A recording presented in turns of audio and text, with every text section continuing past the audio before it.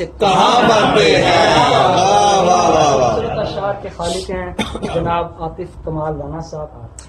رانا صاحب سے میری پہلی ملاقات ندیم بھائی کی وساست سے پچھلے سال ایگزیکٹلی 20 اپریل کو ہی ہوئی جب آ گیا. اور دوسری ملاقات ان سے ہمارے سالانہ مشاعرے پہ 1 مئی کو ہی جو وہ، لیکن اس دن شب برات ضرور حسین اتفاق ہے. اور جدید اردو غزل کی حقیقی نمائندگی کرتے ہوئے شاعر گجرام اللہ کی پہچان ہمارے پورے علاقے کی پہچان ہے، جن پہ ہمیں بہت زیادہ فخر ہے. بے شک. ان کے سدا بہار قلم سے ہمیشہ ہی تر و تازہ اور منفرد پھول بکھرتے رہتے ہیں، جن کی مہک قاری کو تا دیر معطر کیے رکھتی ہے. قاری میں نے اس لیے کہا سامع یا سامعین نہیں کہا کیونکہ رانا صاحب اکثر مشاعروں میں اپنی اچھی غزلیں پڑھنا بھول ہی جاتے ہیں اور فیس میں کوئی پڑھنی پڑتی ہے جو بھی سامنے آئے درویشوں کی طرح پڑھ کر نکل جاتے ہیں.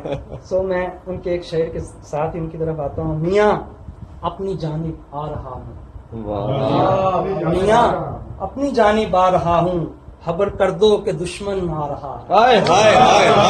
میاں اپنی جانب آ رہا ہوں، خبر کر دو کہ دشمن آ رہا ہے. واہ واہ واہ. کمال رانا صاحب. کیا بات ہے، کیا بات. بہت شکریہ حضرات.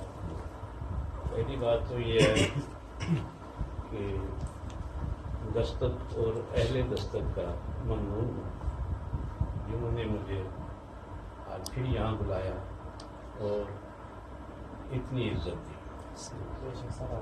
آپ لوگوں کے حوالے سے میں عموماً فیس بک میں آپ کے ویڈیو کلپس اور آپ کی محفلوں کے بارے میں دیکھتا رہتا ہوں پوسٹیں، اور میں سمجھتا ہوں جس طرح آپ لوگوں کی نیتوں میں بہت خلوص ہے، بہت محبت ہے، اسی لیے آپ کی محفلوں میں بابرکت تاثیر کی دولت ہے، وہ بٹی ہوئی اور تقسیم ہوتی ہوئی نظر آتی ہے.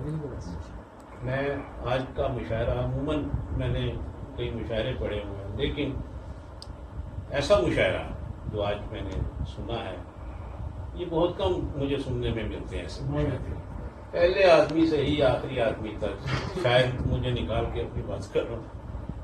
مجھے تو بہت لطف آیا یہاں مشاعرہ سننے کا، اور شب بارات کے حوالے سے جس طرح نعتیہ کلام مظہر کی نعت، احسان اللہ طاہر کا نعتیہ اور حمدیہ کلام، اس نے بہت لطف دیا.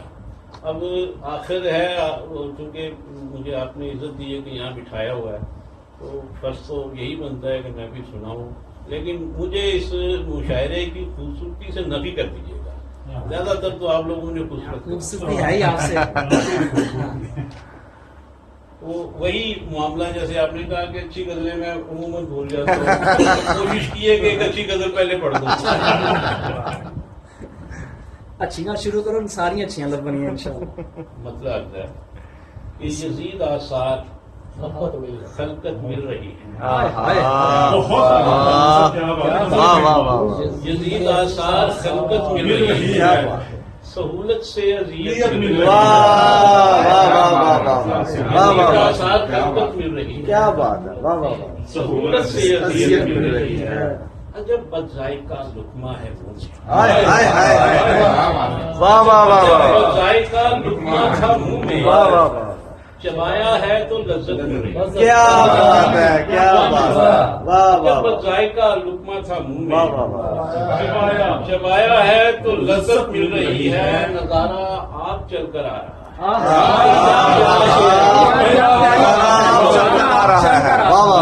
آپ چل کر آ رہا ہے، تماشائی کو عزت مل رہی ہے. کیا بات ہے، کیا بات ہے. واہ واہ واہ واہ واہ.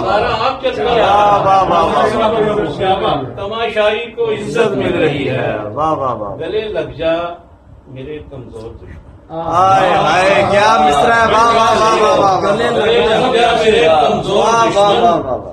تیرے ملنے سے طاقت مل کیا رہی بات ہے، واہ واہ واہ واہ واہ، بہت اعلیٰ بہت لگ اعلیٰ جا میرے کمزور دشمن، سر، بہت اعلیٰ، واہ واہ واہ پہلے لگ جا میرے کمزور دشمن، واہ واہ واہ، تیرے ملنے سے طاقت مل رہی ہے، واہ واہ واہ واہ، اور مجھے کوڑے لگائے جا رہے ہیں، واہ، مجھے کوڑے لگائے جا رہے ہیں، میں سمجھا تھا کہ اجرت مل رہی ہے، واہ واہ واہ واہ، مجھے کوڑے لگائے جا رہے ہیں، واہ واہ،